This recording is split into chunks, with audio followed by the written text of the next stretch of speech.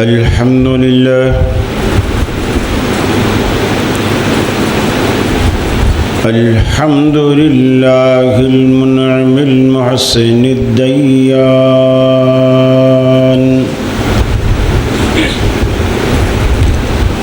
ذي الفضل والجود والإحسان ذي الكرم والمغفرة والامتنان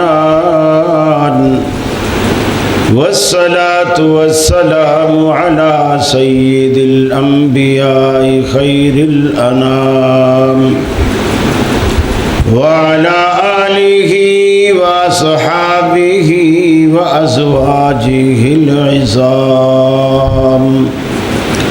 وأتباعه وأحبابه ورفقائه البررة الكرام أما بعد فأعوذ بالله من الشيطان الرجيم بسم الله الرحمن الرحيم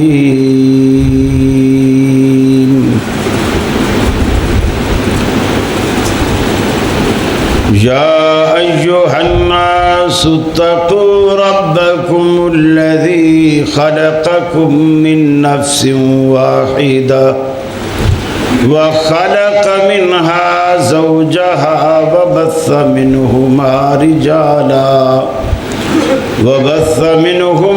رجالا كثيرا ونساء واتقوا الله الذي تساءلون به والأرحام إن الله كان عليكم رقيبا وقال الله تبارك وتعالى إنما أموالكم وأولادكم فتنة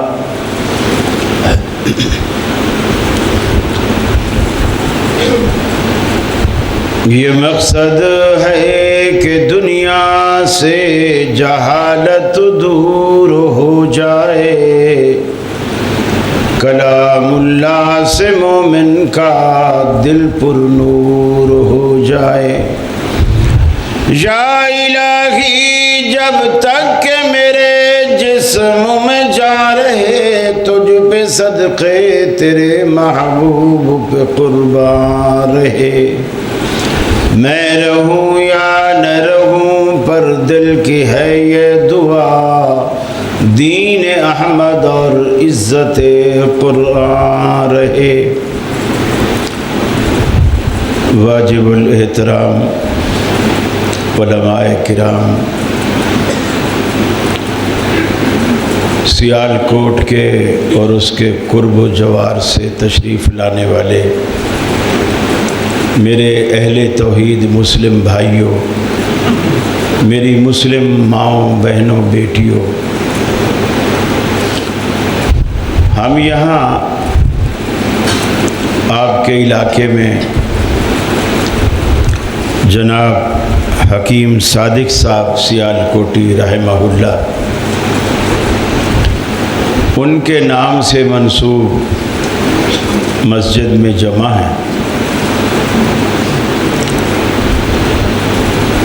میں جب مسجد میں داخل ہوا یہ تو آپ لوگوں نے ماشاءاللہ اپنے وجود سے مسجد کو بھر کے تھوڑا سا گرم کر دیا ورنہ جب میں داخل ہوا تو بہت ٹھنڈی مسجد تھی ماشاءاللہ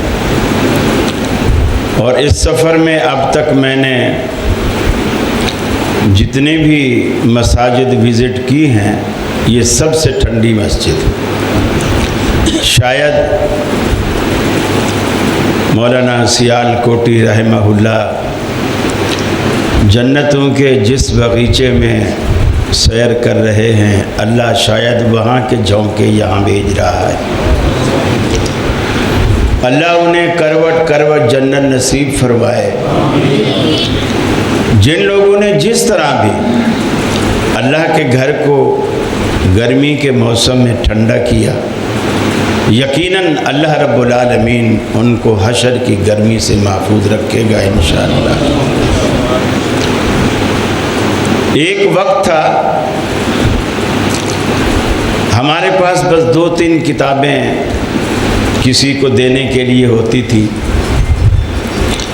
کوئی نیا اہل حدیث ہوتا، کوئی حنفی متاثر ہوتا، اور وہ پوچھتا کہ جی میں کیا پڑھوں.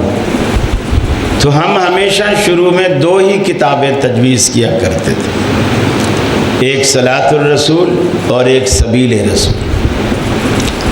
صلاۃ الرسول بھی مولانا سیال کوٹی علیہ الرحمہ کی ہے اور سبیل رسول بھی ان کی ہے. صلاۃ الرسول سے لوگ اپنی نماز کو درست کرتے، سبیل رسول سے لوگ اپنے عقائد اور نظریات کا اور تقلید کا قبلہ درست کرتے اور اتباع رسول کی طرف گامزن ہوتے. یقیناً یہ کتابیں ان کے لیے صدقہ جاریہ ہیں. میں آپ کا زیادہ وقت نہیں لوں گا، جو وقت مجھے دیا گیا انشاءاللہ میں اسی میں اپنی گفتگو کو سمیٹنے کی کوشش کروں گا. نبی کریم صلی اللہ علیہ وسلم کا فرمان ہے کہ من یعش منکم من بعدی فسیری اختلافا کثیرا، کہ میرے دنیا سے چلے جانے کے بعد تم میں جو بھی دنیا میں بچے گا وہ بہت سارے اختلافات دیکھے گا. گویا آپ کا مقصد یہ تھا کہ میرا وجود دنیا میں ایک امن قائم کرنے والا وجود ہے، اور امن ویسے بھی تھا کہ کسی بھی صحابی کے ہاں کوئی اختلاف ہوتا تو دوسری کوئی بات نہیں ہوتی، چلو رسول اللہ صلی اللہ علیہ وسلم کے پاس ابھی فیصلہ ہو جاتا ہے. تو اختلاف پنپتا نہیں تھا.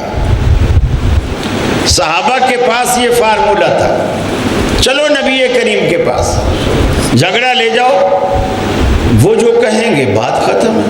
اب کلمہ پڑھنے والا نبی کی بات کا تو انکار کر ہی نہیں سکتا تھا.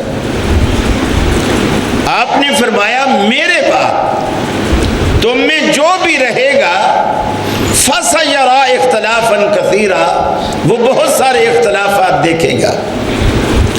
لیکن میں تمہیں ایک نصیحت کرتا ہوں کہ جو 2 چیزیں میں چھوڑے جا رہا ہوں، ترکت فیکم امرین، میں 2 چیزیں تم میں چھوڑے جا رہا ہوں، کتاب اللہ و سنت رسول، اللہ کا قرآن اور اس کے نبی کی سنت. فرمایا جب تک ان دونوں سے چمٹے رہو گے دنیا کی کوئی طاقت، لن تضلوا ما تمسکتم بہما، دنیا کی کوئی طاقت تمہیں پٹڑی سے نیچے اتار نہیں سکے گی جب تک قرآن و سنت سے چمٹے رہو. یہ آپ نے اس وقت حل بتا دی. ہم دیکھتے ہیں کہ آپ کے بعد دھیرے دھیرے چونکہ آپ کی پیشین گوئی تھی کہ میرے بعد اختلافات دیکھو گے، دھیرے دھیرے لوگ پٹڑی سے اترنا شروع ہو گئے. طرح طرح کے فتنے پیدا ہو گئے. صرف یہ نہیں کہ لوگ فحاشی کا شکار ہیں، عریانی کا شکار ہیں، بے حیائی کا شکار ہیں، شراب نوشی کا شکار ہیں، سود خوری کا شکار ہیں، رشوت ستانی کا شکار ہیں، عصمت دری کا شکار ہیں، زناکاری کا شکار ہیں. بے شمار فتنے ہیں. ان میں جدید بھی ہیں، ان میں قدیم بھی ہیں، اور جدید میں اور فتنے ہیں. بہت سارے لوگ اس فتنے میں مبتلا ہو گئے کہ میاں ہمارے لیے قرآن کافی ہے، حدیث کی ضرورت ہی نہیں. اسے کہتے ہیں فتنہ انکار حدیث. یہ اس دور کا سب سے بڑا فتنہ ہے، سب سے بڑا فتنہ، جسے آپ کے قریب لاہور میں ڈاکٹر غلام احمد پرویز نے اس فتنے کی بنا ڈالی، اور پھر آج اس کی آبیاری جناب غامدی صاحب فرما رہے ہیں. یہ فتنے ہیں، ہمارے لیے صرف قرآن کافی، حدیث کی ضرورت ہی نہیں. یہ فتنے پیدا کیے. ایک اور فتنہ ہے ہمارے دور میں، سوشل میڈیا کا فتنہ۔ بس ایک بات سنی، باقاعدہ جس طرح بخاری ہے، جس طرح مسلم ہے، جس طرح ترمذی ہے، جس طرح نسائی، ابن ماجہ، ابو داؤد اور مسند احمد، جس طرح یہ حدیث کی کتابیں ہیں یا قرآن مجید، اسی طرح آج کے دور کے فتنوں میں ایک فتنہ یہ ہے کہ مفتی گوگل بھی ایک ماخذ بن گیا ہے اسلام کو لینے کا، اسلام کو حاصل کرنے کا۔ آپ کو نہیں معلوم، گوگل سے پوچھ لو، آپ کو نہیں معلوم، گوگل سے پوچھ لو۔ اور کبھی کبھی آپ دیکھیں جب آپ میپ لگا لیتے ہیں گوگل پہ اور آپ گاڑی اس کے مطابق چلا رہے ہیں، یقین مانیے کبھی ایسا ہوتا ہے بند گلی میں جا کے پھنساتا ہے، نہ آگے بھی راستہ بند ہے، ریورس میں بھی آپ نہیں آ سکتے، بالکل پھنسا کے رکھ دیتا ہے۔ یہ بھی فتنہ ہے آج کے دور کا۔ میرے بھائی، ان فتنوں سے بچنے کے لیے اللہ کے رسول صلی اللہ علیہ وسلم نے ہمارے لیے رہنما اصول چھوڑے، بہت رہنما اصول، کہ بندہ ان پہ اگر چلتا رہے تو ان فتنوں سے بچتا ہے۔ آج کے دور کا ایک فتنہ اور بھی ہے کہ لوگ ان سے علم حاصل کرتے ہیں جو عالم نہیں، علم ان سے حاصل کرتے ہیں جو عالم نہیں، خود بھی گمراہ ہوتے ہیں اور اپنے موتا کے دین کو بھی گمراہ کرتے ہیں، مریدوں کو بھی گمراہ کرتے ہیں۔ جی آج کے دور کے بڑے فتنے ہیں۔ ایک اور فتنہ ہے، وہ فتنہ یہ ہے کہ میاں کوئی مسئلہ تمہیں تلاش کرنا ہو نا، سب سے پہلے قرآن میں تلاش کرو، اگر قرآن میں نہ ملے پھر حدیث میں تلاش کرو۔ یہ بھی ایک فتنہ ہے جس نے حدیث کی اہمیت کو کم کر دیا۔ پہلے قرآن میں دیکھو، قرآن میں نہ ملے تو پھر حدیث میں دیکھو۔ حالانکہ رسول اکرم صلی اللہ علیہ وسلم نے یہ فارمولہ اپنی امت کو کبھی بھی نہیں دی، بلکہ آپ نے فرمایا الا انما اوتیت القرآن ومثلہ معہ، کہ جس طرح اللہ نے مجھے قرآن مجید عطا کیا ہے، قرآن کے ساتھ قرآن جیسی اور چیز بھی عطا کی جسے حکمت کہتے ہیں۔ آپ نے فرمایا مجھے اللہ نے دو چیزیں عطا کی، قرآن اور قرآن کے ساتھ ایک حکمت۔ یہ آپ نے فرمایا اللہ نے مجھے عطا کی، اس کی وہی حیثیت۔ نبی کبھی قرآن کے خلاف نہیں کہتا۔ اگر اللہ کا رسول ایک بات کہہ دے وہ قرآن میں نہ ہو، بے شک نہ ہو، ہم یہ نہیں کہیں گے کہ قرآن میں تو نہیں ہے۔ میں آپ سے پوچھتا ہوں، بہت ساری باتیں ایسی، قرآن میں نماز کا طریقہ ہے؟ پورے قرآن مجید میں 30 پاروں میں کہیں بھی نماز کا طریقہ نہیں۔ قرآن یہ کہتا ہے اقیموا الصلاۃ، نماز قائم کرو، لیکن یہ نہیں ہے کہ نماز جو قائم کرنی ہے وہ ہے کیا، وہ کس چیز کا نام ہے۔ قرآن کہتا ہے اتموا الحج والعمرۃ للہ، حج اور عمرے کو اللہ کے لیے مکمل کرو، پورا کرو، لیکن قرآن اس بات سے خاموش ہے کہ حج کہتے کسے ہیں، عمرہ کہتے کسے ہیں، احرام کسے کہتے ہیں، میقات کسے کہتے ہیں، احرام کہاں سے باندھیں، طواف کتنے چکروں کا نام ہے، صفا مروہ کی سعی کس چیز کا نام ہے، اور کن کن چیزوں سے طواف ٹوٹ جاتا ہے، کس سے مکمل ہوتا ہے۔ کوئی قرآن مجید میں یہ ایک مسئلہ بھی نہیں بتایا گیا، یہ سارے نبی پر چھوڑ دیے گئے۔ اللہ نے ایسا کیوں کیا؟ اس لیے کیا تاکہ پوری زندگی میری اس مخلوق کو قرآن کے اتر جانے کے بعد بھی نبی کریم صلی اللہ علیہ وسلم کی ضرورت محسوس ہوتی رہے، تاکہ میرے رسول سے بے نیاز نہ ہو جائے۔ آج احناف اسی گمراہی کا شکار ہے، پہلے قرآن پہ رد، پہلے قرآن پہ رد۔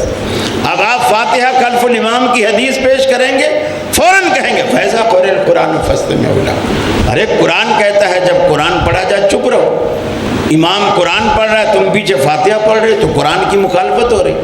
اب ان سے پوچھو ظہر میں تو تم امام کا قرآن نہیں سن رہے نا، عصر میں بھی تم نہیں سن رہے، امام دل میں پڑھ رہا ہے، تو تب تم امام کے پیچھے فاتحہ پڑھتے ہو؟ پھر بھی نہیں پڑھتے، تو اس کا مطلب ہے قرآن تو نہیں روک رہا نا۔ اور عشاء میں بھی، مغرب میں بھی، آخری رکعت میں تو امام بلند آواز سے قرات نہیں کرتا، وہ پھر بھی چپ ہے، پھر بھی نہیں پڑھتا۔ مقصد یہ ہے کہ قرآن کی وجہ سے چپ نہیں ہے، تقلید کی وجہ سے چپ ہے، اصل جو چیز ہے وہ نہیں بتائی جاتی۔ میرے بھائی، ان فتنوں سے بچنے کے لیے ایک ہی حل ہے جو رسول اکرم صلی اللہ علیہ وسلم نے امت کو دیا کہ ترکت فیکم امرین لن تضلوا ما تمسکتم بہما، دنیا کی کوئی طاقت تمہیں گمراہ نہیں کر سکتی جب تک ان دونوں کے ساتھ تم چمٹے رہو گے۔ ہم دیکھتے ہیں، آپ مچھلی آپ سارے کھاتے ہو ماشاءاللہ، سیال کوٹ میں بھی چوکوں پر، چوراہوں پر توے پہ بھونی جاتی ہے، تلی جاتی ہے، آپ کھاتے ہیں۔ قرآن کہتا ہے انما حرم علیکم المیتہ، ہر وہ جانور جو میتہ ہو، مردار ہو، مر جائے، بغیر تکبیر پڑھے، بغیر ذبح کیے، بیماری سے مر جائے، ڈوب کے مر جائے، جانور آپس میں لڑیں، سینگ لگ کے مر جائے، گر کے مر جائے، زہر کھا کے مر جائے، کسی بھی وجہ سے وہ مر جائے، قرآن کہتا ہے وہ میتہ ہے، مردار۔ مجھے بتائیے سیال کوٹ والوں، آپ نے کبھی مچھلی کو ذبح کر کے کھایا ہے؟ کبھی مچھلی کو ذبح کیا ہے؟ لیکن قرآن کہتا ہے کہ جس کو ذبح نہ کریں وہ حرام، اور آپ بغیر ذبح کر کے کھاتے۔ اسے کس نے حلال کیا؟ نبی مکرم صلی اللہ علیہ وسلم نے، آپ کی حکمت نے ہمیں بتایا۔ آپ نے فرمایا اللہ نے دو موتیں تم پر حلال کی ہیں، دو موتیں تم پر حلال کیے ہیں، ایک مچھلی اور ایک ٹڈی جو فصلوں کو کھاتی ہے۔ ان دونوں کو ذبح کرنے کی ضرورت نہیں ہے، وہ اٹھاؤ، بھونو اور نمک چھڑکو اور کھا لو۔ تو اللہ تبارک و تعالیٰ نے جس طرح ہمیں قرآن دیا ہے، اسی طرح ہمیں رسول دیا ہے، یہ دونوں برابر حجت ہے۔ ان میں امتیاز کرنا، ان میں فرق کرنا، یہ بالکل قرآن و سنت کے منافی ہے۔ فرمایا یا ایھا الناس اتقوا ربکم الذی خلقکم من نفس واحدہ، اے ایمان والو، اللہ رب العالمین سے ڈرو جس نے تمہیں پیدا کیا، تمہیں پیدا کرنے کے بعد ایک نفس آدم علیہ السلام سے تمہیں پیدا کیا، وَخَلَقَ مِنْهَا زَوْجَهَا، اسی ایک سے پھر اس کی بیوی حوا کو پیدا کر کے ان کا جوڑا بنایا، وَبَثَّ مِنْهُمَا رِجَالًا كَثِيرًا وَنِسَاءً، اور ان دونوں کو ملا کر پھر رب العالمین نے پوری کی پوری دنیا بسا ڈالی۔ آج کوئی امیر کہلاتا ہے، کوئی غریب کہلاتا ہے، کوئی قریشی کہلاتا ہے، کوئی ہاشمی کہلاتا، کوئی آرائی اور کوئی جاٹ کہلاتا ہے، کوئی گجر اور کوئی میمن کہلاتا ہے۔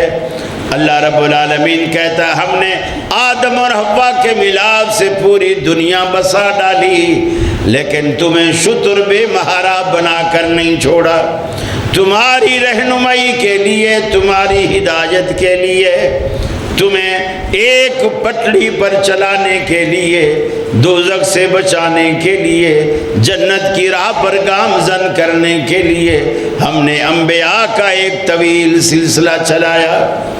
فتنوں کے دور میں اگر آپ فتنوں سے بچنا چاہتے ہیں تو علماء کی محفل میں بیٹھا کیجئے، مدارس میں جایا کیجئے، مساجد میں آیا کیجئے، قرآن و سنت سے استفادہ کیا کیجئے، اساتذہ سے سمجھا کیجئے۔ علماء کی صحبت آج کے گئے گزرے دور میں انشاءاللہ آپ کو ہر گمراہی سے بچانے کا ایک ذریعہ ثابت ہوگی۔ علماء کی صحبت اختیار کیجئے۔ باقی آپ جہاں بھی جائیں گے گمراہی کا شکار ہوں گے۔ جب علماء کی مجلس میں بیٹھیں گے، اللہ کے رسول مسجد میں تشریف لائے، کچھ لوگ بیٹھے تسبیح پڑھ رہے ہیں، ذکر کر رہے ہیں، کچھ لوگ بیٹھے ہیں کسی مسئلے پر بحث کر رہے ہیں۔ نبی رحمت صلی اللہ علیہ وسلم جب مسجد میں آئے، اس گروہ میں جا کر کے بیٹھے جو کسی مسئلے پر بحث کر رہے۔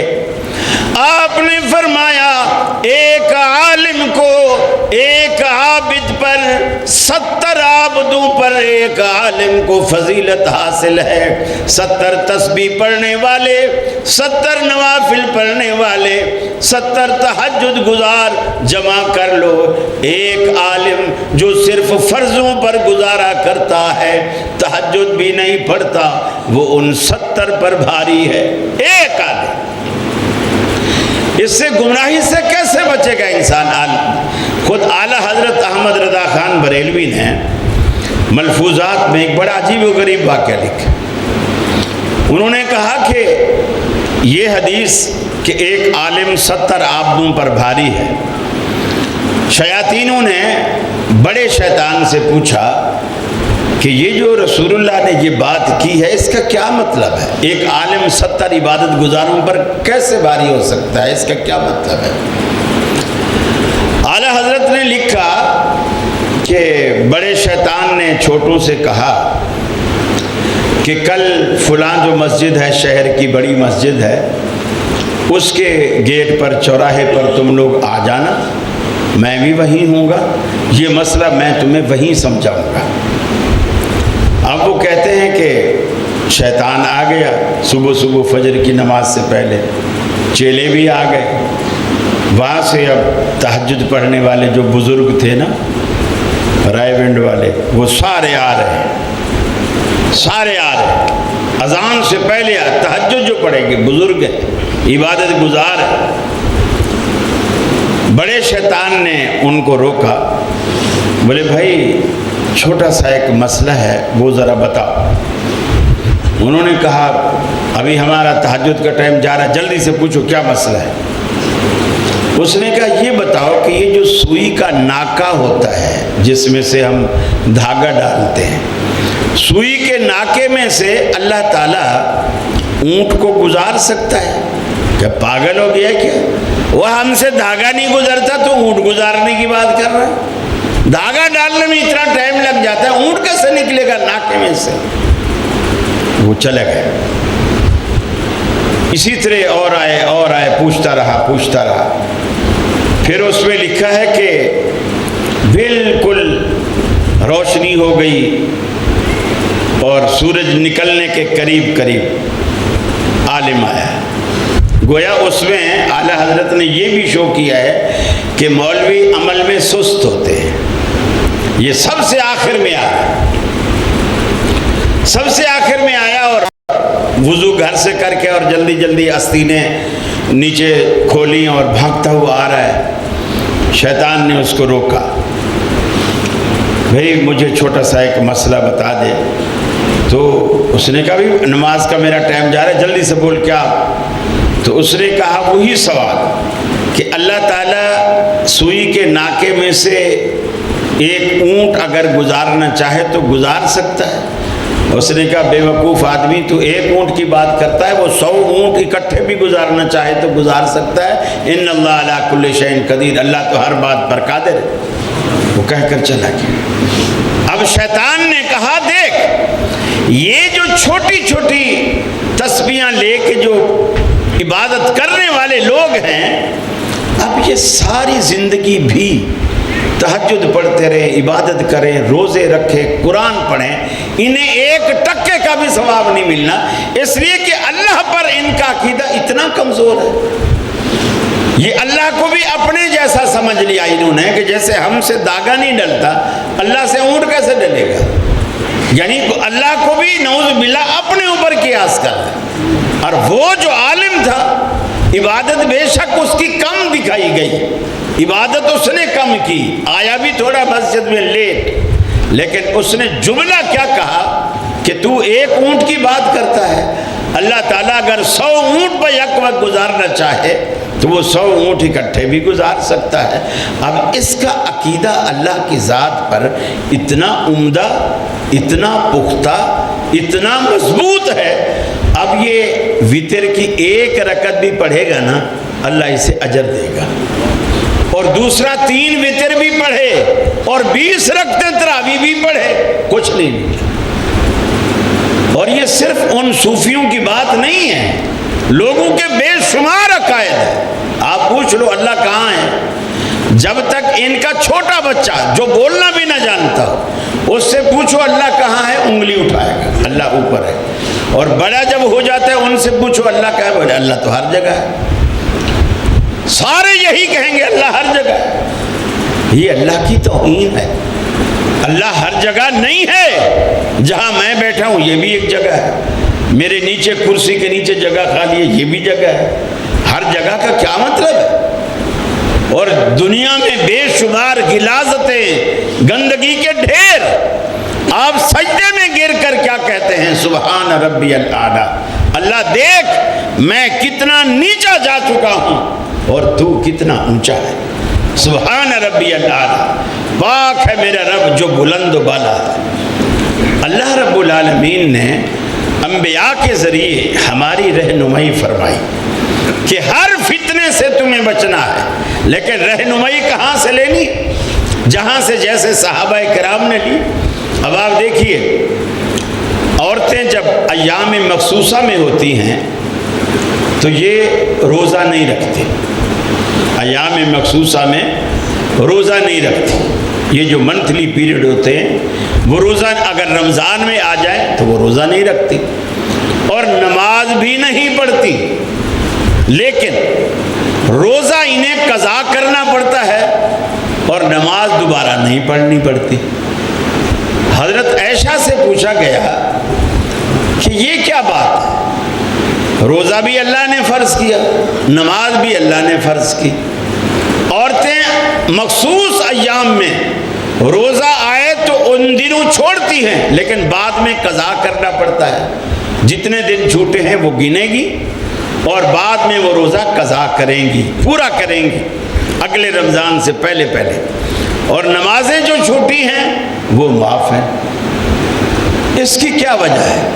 حضرت عائشہ صدیقہ رضی اللہ تعالی عنہ نے ایک ہی جواب دیا کہ نؤمر بقضاء الصیام ولا نؤمر بقضاء الصلاۃ، فی عہد رسول اللہ صلی اللہ علیہ وسلم ہمیں روزے کو قضا کرنے کا حکم دیا جاتا تھا اور نماز کو قضا کرنے کا حکم نہیں دیا جاتا تھا نبی مکرم صلی اللہ علیہ وسلم کے زمانے میں۔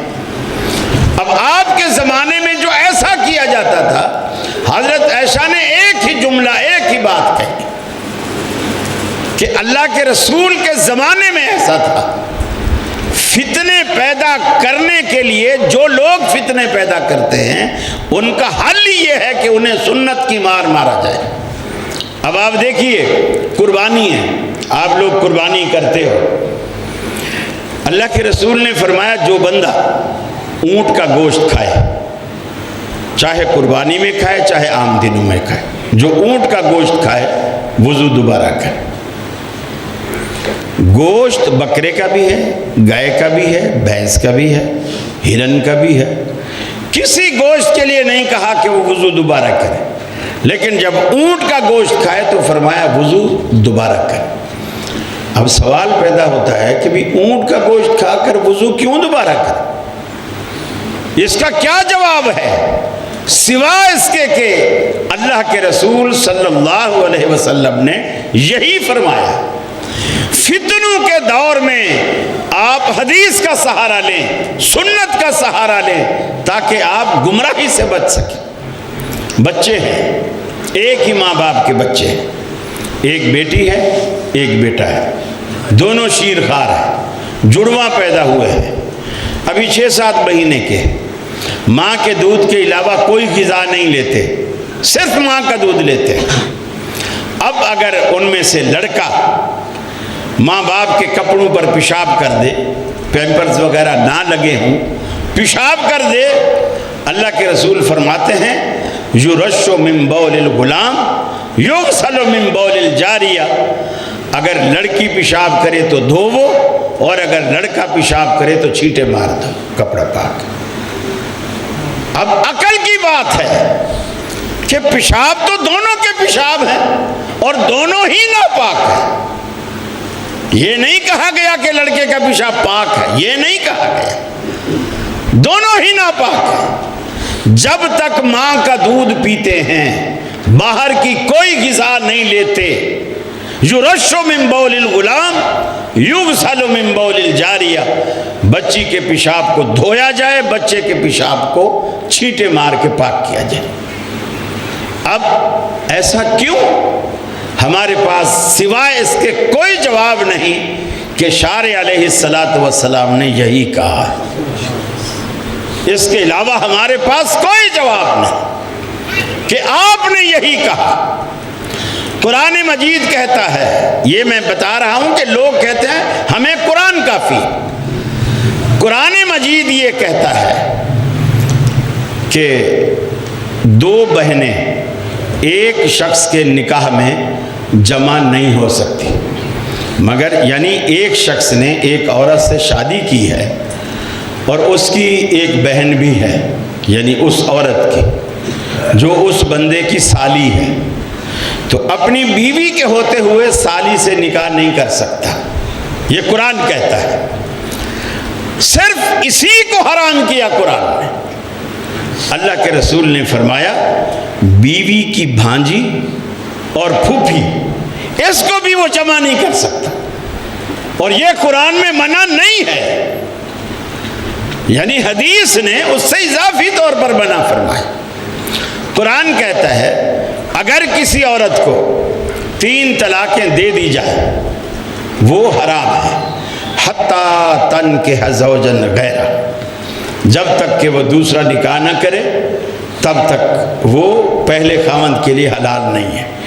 اسی سے آرٹیفیشل حلالہ نکالا گیا، اس کو آرٹیفیشل طریقے سے نکاح کیا گیا، جس پر اللہ کے رسول نے فرمایا لعن اللہ المحلل والمحلل لہ، حلالہ کرنے والا کرانے والا دونوں پر خدا کی لعنت ہے، دونوں پر خدا کی لعنت ہے، اور لعنت والا کام کبھی بھی کسی حرام چیز کو حلال نہیں کر سکتا، لعنت والا کام۔ اب قرآن کہتا ہے اگر پہلے خاوند سے نکاح کرنا ہے تو دوسرا نکاح کر لو، اللہ کے رسول فرماتے ہیں نہیں، نکاح کافی نہیں ہے، حتیٰ تذوق عسیلتہ، جہاں تک کہ دونوں آپس میں جب تک ہم بستر نہ ہوں، وہ نئے نکاح والے، تب تک وہ پہلے خاوند کے لیے حلال نہیں ہو سکتی۔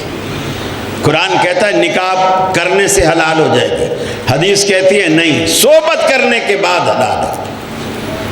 یہ ساری چیزیں اللہ کے رسول صلی اللہ علیہ وسلم نے ہمیں سمجھائی اور سکھائی، اور قرآن نے بھی اسی بات کو کہا، فرمایا ما آتاکم الرسول فخذوہ وما نہاکم عنہ فانتہوا، اے دنیا والو تمہارے لیے ہمارا پیغمبر ایسی مشعل راہ ہے، جو چیز تمہیں بانٹتا چلا جائے لیتے چلے جاؤ، جس سے روکتا چلا جائے رکتے چلے جاؤ۔ انا انزلنا الیک الذکر لتبین للناس ما نزل الیہم، اے حبیب ہم نے قرآن آپ کی طرف نازل کیا تاکہ آپ لوگوں کو بتائیں ہم نے ان کے لیے کیا نازل کیا۔ قرآن میں ہم نے کیا اسرار کیا رموز چھپا رکھے ہیں، اے حبیب آپ اپنی زبان سے دنیا کو بتاؤ اس قرآن میں کیا کیا راز پوشیدہ ہیں، ہم نے آپ کو بتائے، آپ اپنی امت کو بتائیے۔ لیکن قرآن بھی سمجھنا ہوگا نبی رحمت کی زبان سے، اگر نبی کی زبان سے نہیں سمجھو گے، حدیث سے نہیں سمجھو گے، قرآن کو لغت کی بنیاد پر سمجھنے کی کوشش کرو گے، डॉक्टर परवेज या गांधी तो बन सकते हो, कुरान को कभी भी नहीं समझ सकते। कुरान को समझने के लिए रहमत आलम की ज़ुबान ये बहुत ज़रूरी है। मैंने जो आपसे वादा किया था वो वक्त पूरा हुआ। अल्लाह से दुआ है अल्लाह रब्बुल आलमीन मुझे भी और आपको भी अमल की तौफीक अता फरमाए।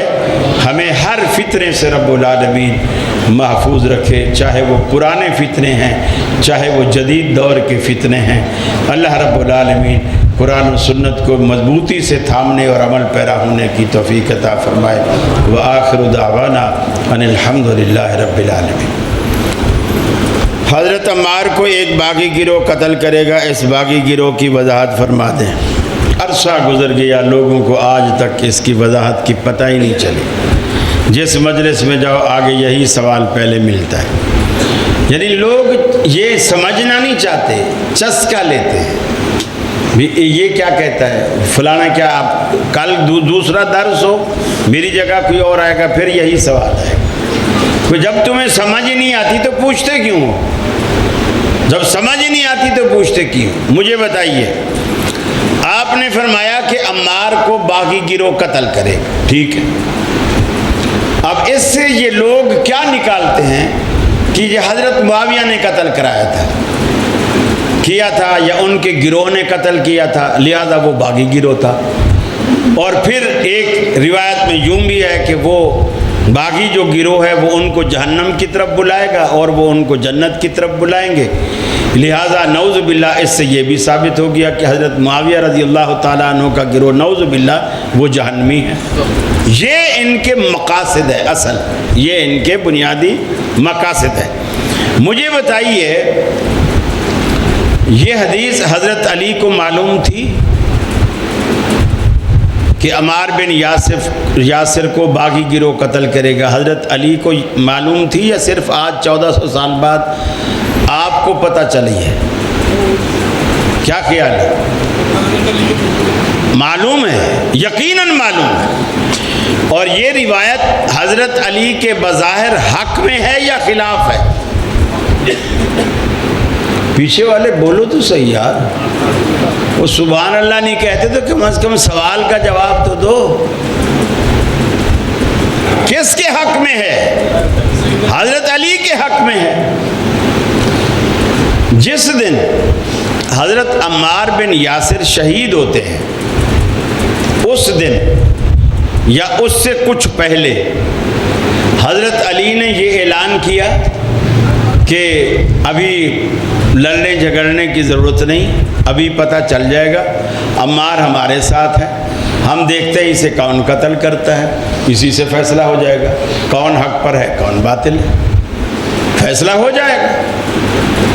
फिर जब हज़रत अम्मार बिन यासिर शहीद हो गए, हज़रत अली ने ऐलान किया कि रुको रुको रुको, बिल्कुल फैसला हो गया, रोज़े रोशन की तरह फैसला हो गया कि अम्मार हमारी तरफ से था और वो शहीद किया गया, लिहाजा हम हक पर हैं और वो बातिल है।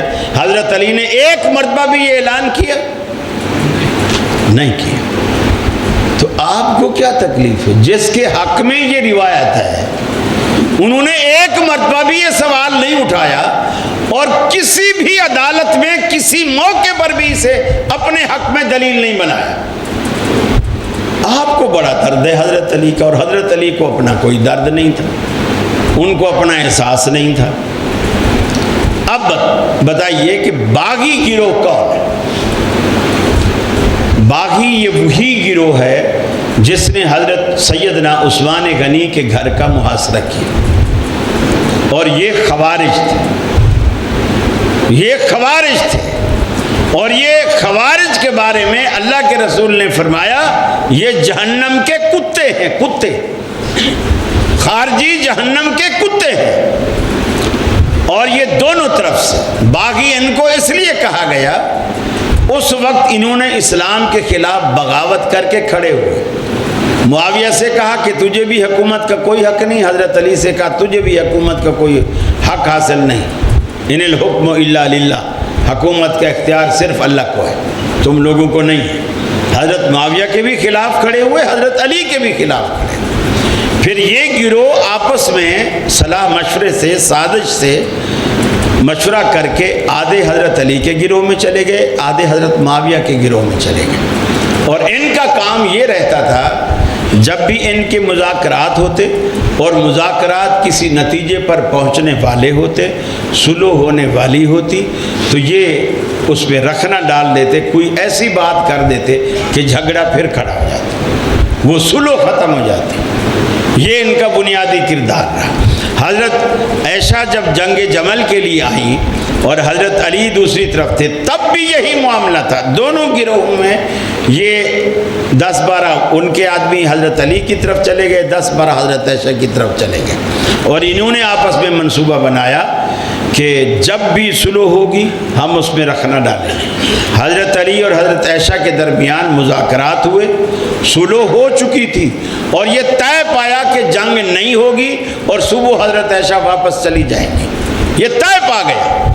جب رات کو دونوں فوجیں آپس میں سو گئیں، یعنی بالکل امن اور سکون کے ساتھ، تو سازش کے، پروگرام کے، پلاننگ کے عین مطابق حضرت علی کے گروہ میں سے کسی نے اٹھ کر حضرت عائشہ کے گروہ میں سے، انہی خوارج میں سے کسی نے اٹھ کر ادھر تیر پھینکا، اور ادھر والوں نے ادھر تیر پھینکا، اور شور مچا دیا کہ علی والوں نے بغاوت کر دی، اور حضرت عائشہ، علی والوں نے شور مچا دیا، عائشہ والوں نے بغاوت کر دی، عائشہ والوں نے شور مچا دیا، علی والوں نے بغاوت کر دی، حالانکہ باغی وہی خوارج تھا۔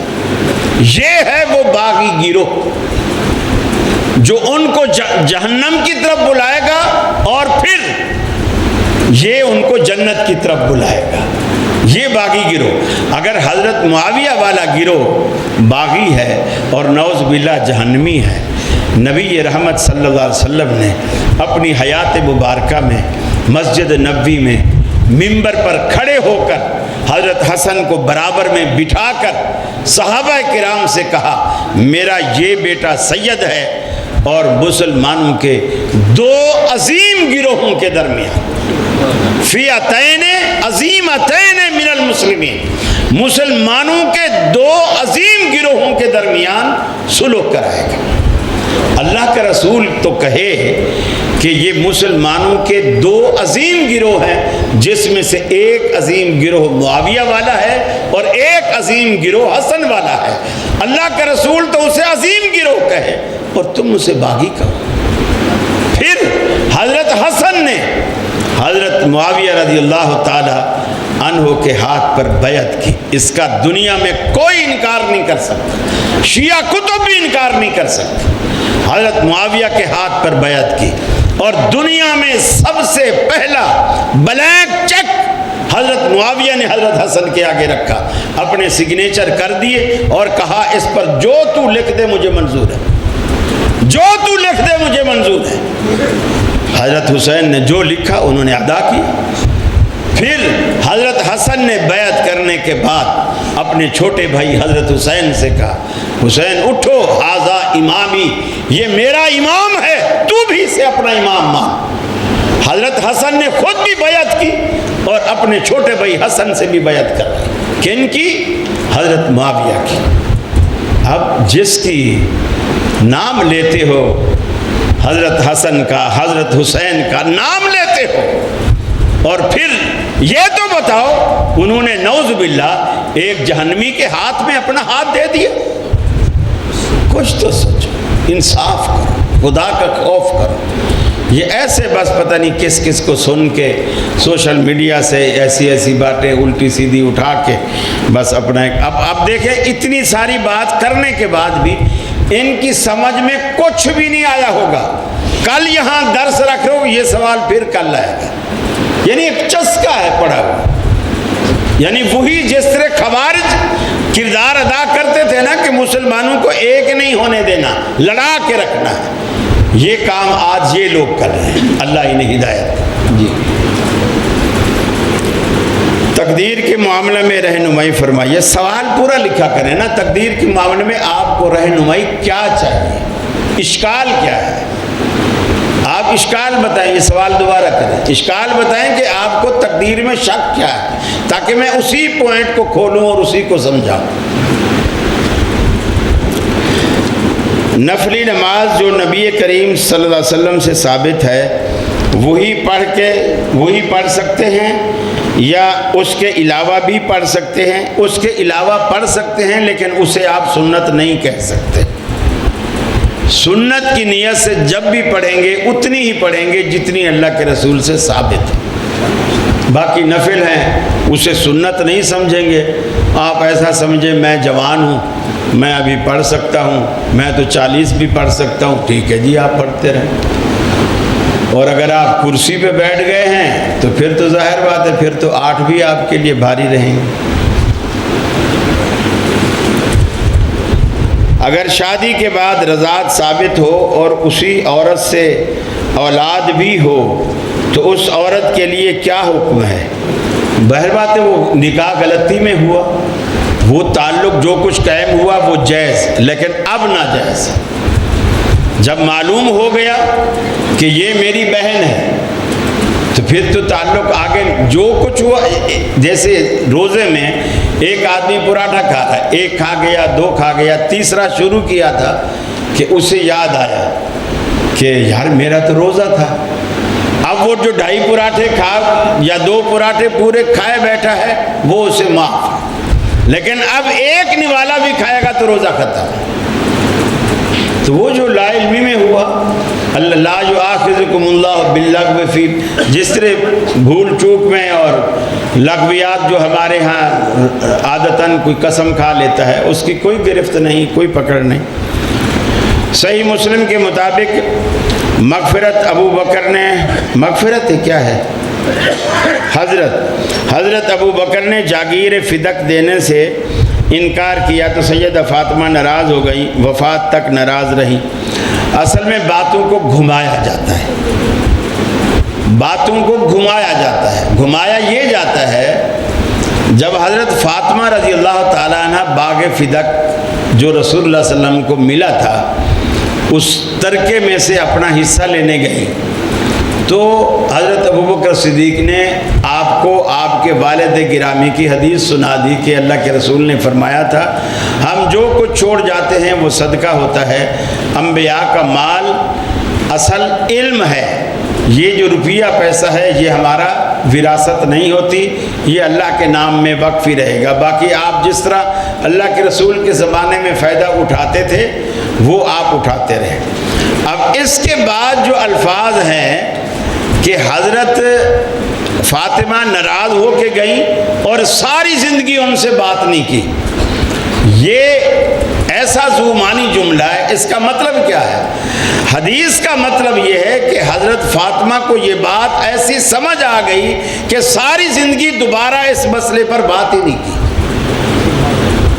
صدیق اکبر کے حدیث پیش کرنے پر سیدہ فاطمہ کو ایسی سمجھ آ گئی کہ ساری زندگی انہوں نے دوبارہ اس مسئلے پر کبھی بات نہیں کی۔ اب انہوں نے کیا جی ساری زندگی ان سے بات چیت ہی چھوڑ دی، اتنی ناراض ہو کے گئی، اور پھر یہ کہنے کے بعد فوراً کہتے ہیں اللہ کے رسول نے کہا تھا فاطمہ میرے جگر کا ٹکڑا ہے، جس نے اسے دکھایا اس نے مجھے دکھایا۔